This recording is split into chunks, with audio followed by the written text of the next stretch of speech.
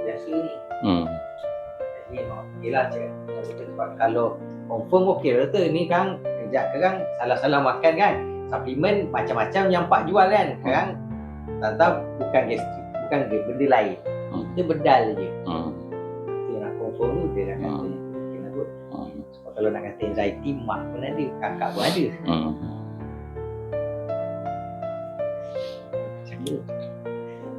Yang ni semua ada connection tau. Bila dah sakit tu dah lama tau. Sebab dia sekarang ni dia jadi dekat masa ni ketiak pun nak mula kadang-kadang ada orang ada sakit juga. Ni ulu hati nampak. Dia sakit tau. Ada orang biasa pedih. Ni dalam ni biasa ramai macam ni. Ramai orang perut bermasalah ataupun ada usus kotor. Ini ulu hati. Ni kat sini pun ramai yang ni nampak tak? Ni. Selalu leher tegang tu dia juga. Satu tu toksik tu sendiri. Kalau orang biasa berbekam dah lama tu dia mula okey dah, tapi dah lama dah mula rasa tegang. Kalau orang biasa bekam dan dia akan buat bekam. Ada dah dululah pernah lah. Tetapi ada orang yang masalah gastrik GERD ni dan masalah yang masih sama tu masalah angin. Bila angin tu naik kan dia attacknya sini tegang. Selalu pagi-pagi tu. Belakang ke tegang ke ataupun kepala dah mula bermasalah. Dia ditambah burukkan lagi oleh angin tu sendiri. Kalau nak tanya, kalau hidung selalu tersumbat dia, sebab saya selalu buat kerja luar kan, tersumbat lepas tu kadang dia jadi macam hari tu nak bulan puasa itu nak dekat raya tu dia jadi bersing. Dia bersing rasa bengang, pergi klinik dia kata resedung. Rasa bisa menyucuk, lepas tu otot jadi tegang, tekan sakit. Macam tu lah. Hidung sumbat ni banyak jumpa saya rawat kes orang resedung ni. Bila lendir tu sendiri dia memekat dan belok. Dia itulah saya selalu spray okey lah, lepas tu dia jadi balik. Dia kalau kena aircon tu lagi sensitif. Ada orang memang resedung yang sensitif pada aircon, ada sensitif pada habuk. Macam tu. Jadi apa yang perlu buat, cairkan lendir tu supaya meleleh-meleleh buang. Dia kalau sakit kadang-kadang sakit kat sini dalam ni. Sakit kat dalam ni, lepas tu dia jadi macam sini. Pergi klinik dia bagi ubat semua. So cara dia apa? Cairkan lendir, keluarkan dia. Bila keluar, lama-lama hidung ni akan lapang.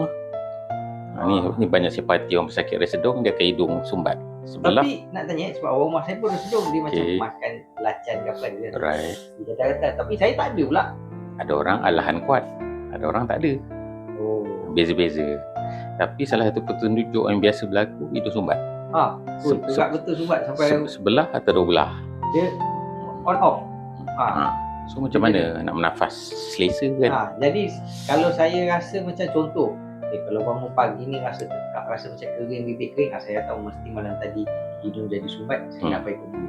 Sebab itu pun selalu tengok itulah orang-orang yang nak kena kan. Antara benda yang bantu untuk cairkan lendir kahak, madu. Tapi macam saya bagi ubat homeopati.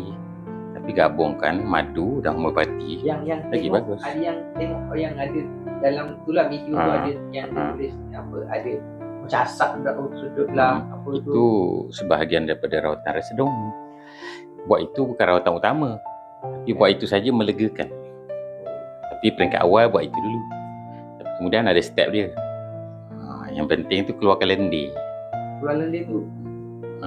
Yelah dulu tengok diorang bakar benda. Asap tu lega sekejap. Nanti bulan depan jadi balik asap balik. Berapa banyak kali nak asapnya kan. Tapi yang utamanya lendir tu kena keluarkan. Cairkan dia, keluarkan. Kalau keadaan moden dia tembak nasal spray. Nanti benda tu macam tak keluar. Betul. Kat dalam lagi. So kita nak keluarkan dia. Jadi bila dah keluar lama-lama hidung sumbat dah tak ada. Dia sampai rasa macam senak mata terus. Lama-lama dia akan attack sini pula. Betul, ada. Dia sakit jadi kepala. Sakit kepala kat depan ni je. Kalau keadaan bekam, kita kan bekam di sini. Tapi punca utama tetap lendir. Kena keluar lendir tu. So lama. Lendir tu dia sapu ke? Tak. Dia ada masuk serbuk lah. Bila masuk serbuk nanti dah mula bersin, dah start keluar.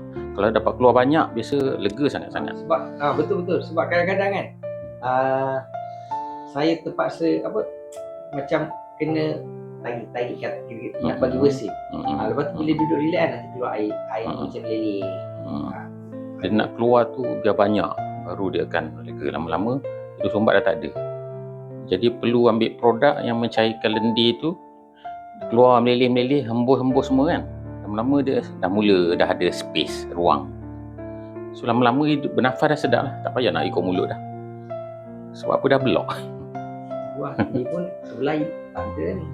Sebelah ni bawa kereta dia kat handphone.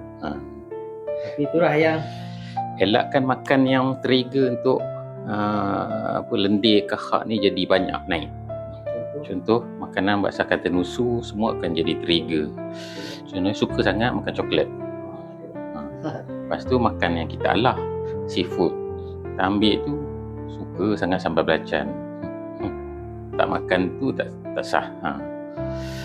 Ada apa benda lagi? Macam makanan proses tu semua menyumbang lah tu.